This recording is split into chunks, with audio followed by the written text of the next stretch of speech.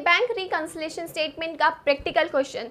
Last video में हमने theoretical concept को समझा था, क्योंकि इस चैप्टर में आगे बढ़ने के लिए थ्योरेटिकल कंसेप्ट क्लियर होना बहुत ज़रूरी है कि आखिर कैश बुक पासबुक होती क्या है। तो वो चीज़ हम समझ चुके थे। अगर आपने वो वीडियो नहीं देखी तो आप ज़रूर लिंक पर जाके उस वीडियो को ज़रूर देखना, और उसके बाद हम प्रैक्टिकल पार्ट को करेंगे। आज मैं कराऊंगी कैश बुक से पासबुक पर किस तरीके से जाया जाता है, यानी कि फेवरेबल कैश बुक से पासबुक पर किस तरीके से जाया जाता है। जैसे मैंने बताया था कि 4 मेथड होते हैं, उनमें से सबसे पहला मेथड जो क्वेश्चन का टाइप है वो आज हम करेंगे। तो टाइम ज़्यादा ना लेते हुए उसको स्टार्ट करते हैं।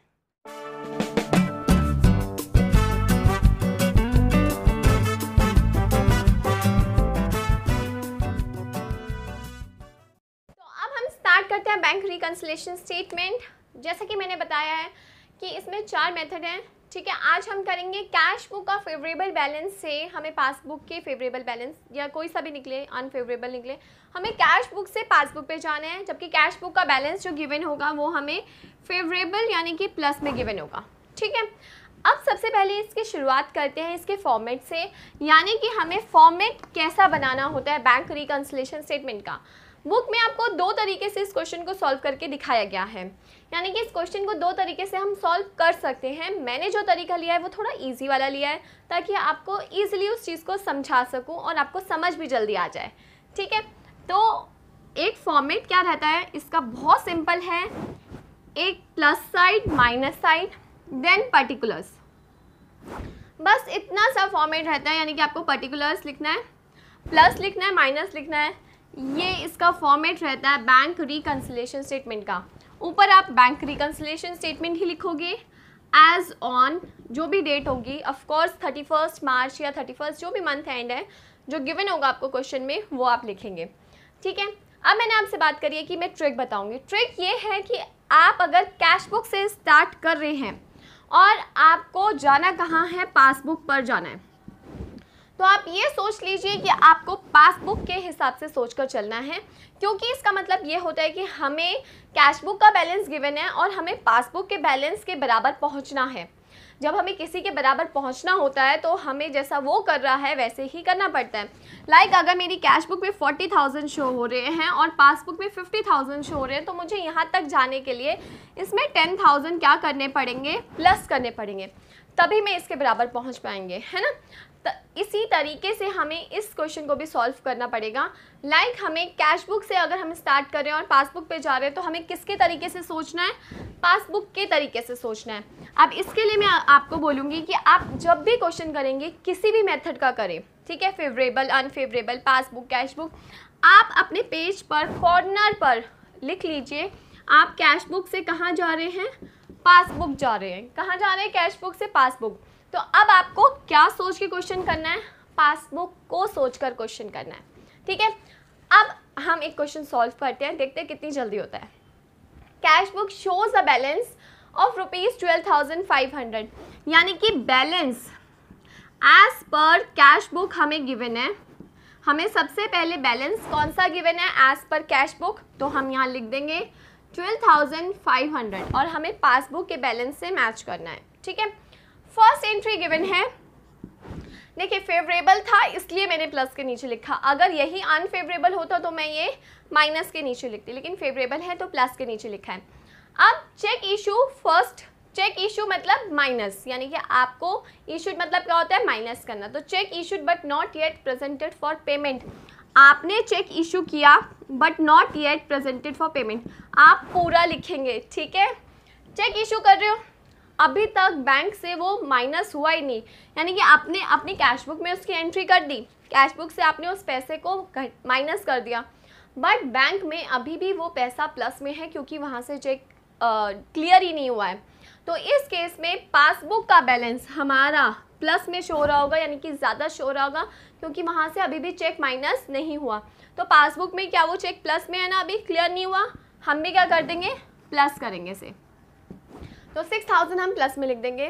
सेकेंड एंट्री है चेक डिपॉजिटेड, डिपॉजिटेड मतलब जमा कराया आपने अपने अकाउंट में, आपने चेक जमा कराया बैंक में but not yet collected, bank में अभी तक उसे जमा नहीं किया गया, यानी कि कैश बुक में आपने उसको प्लस कर दिया, लेकिन बैंक में अभी भी वो प्लस नहीं हुआ, यानी कि बैंक का बैलेंस अभी भी कम शो हो रहा होगा, जबकि कैश बुक का बैलेंस बढ़ा हुआ शो हो रहा होगा। यानी कि कैश बुक में अगर सपोज कीजिए कितने का चेक है, 9,000 मैंने कैश बुक में एंट्री करी, कैश बुक मेरी 9,000 से बढ़ गई, पासबुक नहीं बढ़ी, पासबुक का बैलेंस अभी भी 9,000 क्या है, लेस है। तो मैं इसे क्या करूँगी, 9,000 को लेस में दिखाऊंगी। यहाँ पे सेम नरेशन जो वहाँ लिखी है उसको आप शॉर्ट फॉर्म में, शॉर्ट फॉर्म का मतलब ये नहीं होता कि आप वर्ड को शॉर्ट कर दोगे, it means check deposited but not cleared, आप इस तरीके से लिख सकते हैं, ठीक है। इसके बाद नेक्स्ट एंट्री दी गई है कि bank paid insurance premium, bank ने इंश्योरेंस प्रीमियम पे किया। तो बैंक ने इंश्योरेंस प्रीमियम पे करा, इसका मतलब क्या है, बैंक ने इंश्योरेंस प्रीमियम माइनस कर दिया। अब देखिए इंश्योरेंस वगैरह की डिटेल हमारे पास तब आती है जब मंथ एंड हो जाता है, ठीक है।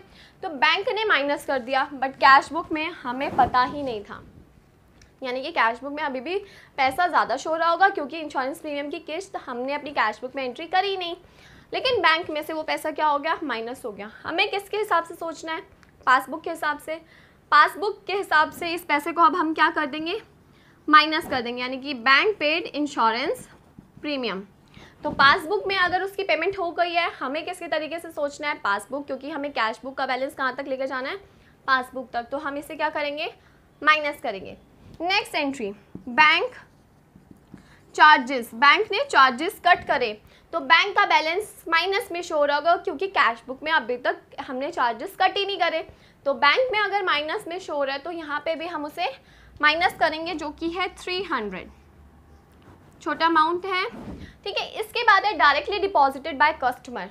अब कोई हमारा कस्टमर था, बैंक में जाके डायरेक्ट चेक डिपॉजिट कर दिया, तो बैंक में इसका पैसा जमा हो गया। कैश बुक में हमें पता ही नहीं कि भाई उस बंदे ने जाके बैंक में पैसा जमा करा दिया, कैश बुक में उसकी एंट्री नहीं हो रखी, बैंक में लेकिन ये पैसा जमा है तो ज़्यादा बैलेंस शो रहा होगा, यानी कि प्लस में, कैश बुक के कंपैरेटिवली ज़्यादा। तो हम इसे भी क्या करेंगे, प्लस करेंगे। तो directly deposited by bank, directly deposited in bank कितना है, 8,000, तो हम प्लस में लिखेंगे, यानी कि जो चीज़ प्लस में हो रही है उसे हम प्लस में लिखेंगे। Interest on investment collected by bank, यानी कि इंटरेस्ट ऑन इन्वेस्टमेंट था कलेक्टेड बाय बैंक, आप पूरा लिखना, ठीक है। इंटरेस्ट बैंक ने कलेक्ट कर लिया, इसका मतलब बैंक में पैसा क्या हो गया, प्लस में हो गया, हमारी कैश बुक में एंट्री नहीं है, तो हम भी क्या करेंगे, प्लस करेंगे उससे, क्योंकि हमें कैश बुक को कहाँ तक लेके जाना है, पासबुक तक। तो 2,000 हम प्लस में करेंगे, ठीक है।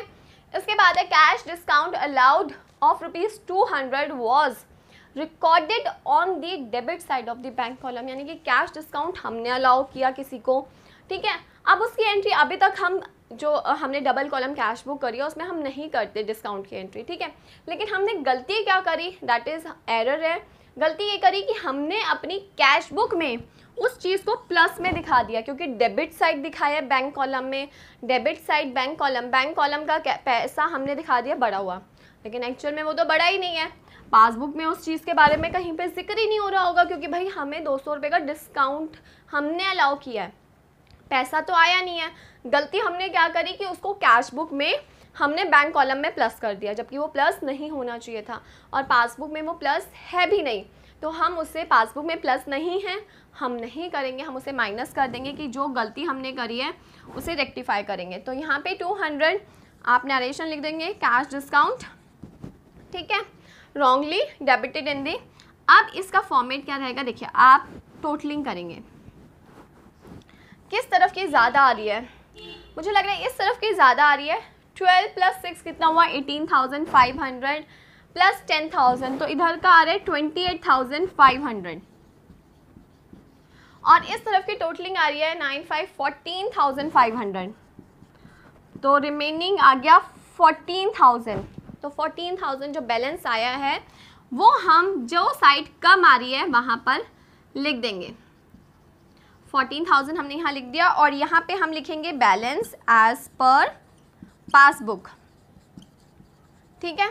अब देखो आंसर भी क्या आना चाहिए था हमारा, पासबुक के अकॉर्डिंगली 14,000 और हमारा आ गया 14,000, और ऑफ कोर्स प्लस साइड ज़्यादा है माइनस साइड कम है, तो फेवरेबल बैलेंस शो हो रहा है हमारा, यानी कि 14,000 हमारे बैंक अकाउंट में अभी भी हैं। तो ये हमारा आंसर आ गया, इसकी टोटलिंग हो गई, दोनों बैलेंसेस इक्वल करके लिख दिए, क्वेश्चन ख़त्म।